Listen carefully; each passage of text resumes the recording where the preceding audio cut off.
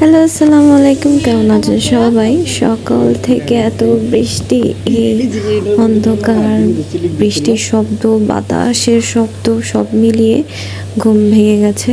বারান্দায় যে এই যে আকাশ দেখতেছি আর টুনাটুনির আলাপচারিতা, জামাইয়ের সাথে একটু আলাপালা করতে হয় মাঝে মধ্যে। আমার জামাইয়ের মতে আমি একটু বেশি আলাপালা করি।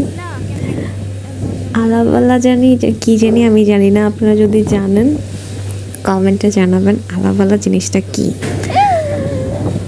তো আজকে এই আবহাওয়া দেখে কেন জানি ঠান্ডা আমার গলাটা বসে গেছে, একটু পরে পরে মানে খুব বাজেভাবে কাশতেছি আমি।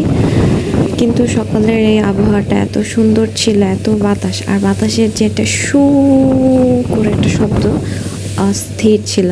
আমি সারাটা বৃষ্টির সময় বারান্দায় তাকিয়ে কাটাই দিছি জানালা দিয়ে, আর এত বাতাস আসতেছিল যে আমি দরজাটা পরে যে লাগাবো, মানে এত মানে বাতাসে এত শক্তি, লাগাইতে পারতেছিলাম না।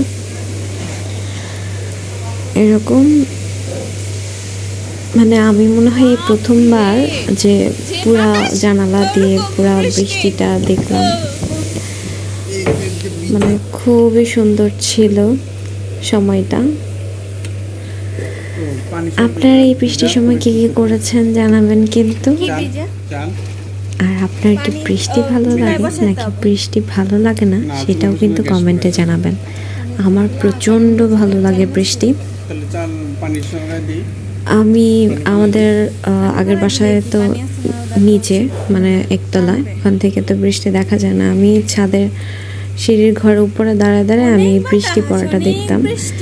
বেশিক্ষণ দাঁড়া থাকতে পারতাম না, কারণ বৃষ্টির ছিটায় মানে একদম প্রায় ভিজে যেতাম। তো এই যে বৃষ্টির শেষে আবহাওয়াটা ঠিক এরকম ছিল। তারপর প্রচণ্ড বাতাস ছিল। ঘরের মধ্যে বসে জানালা দিয়ে দেখতেছিলাম আবহাওয়াটা। অনেক বাতাস ছিল এরপরও, আর ঝিরিঝিরি বৃষ্টি পড়ছিল। আর বৃষ্টি পড়ার শেষে দিনটা আবার কেমন জানি রোদ উঠে গেছে, মানে বুঝার উপায় নাই যে সকালে এরকম একটা ঝড় গেছে। তো এই পর্যন্তই। ভালো লাগলে লাইক কমেন্ট শেয়ার করতে ভুলবেন না, আর পেজ অবশ্যই ফলো দেবেন। Thank you so much for watching.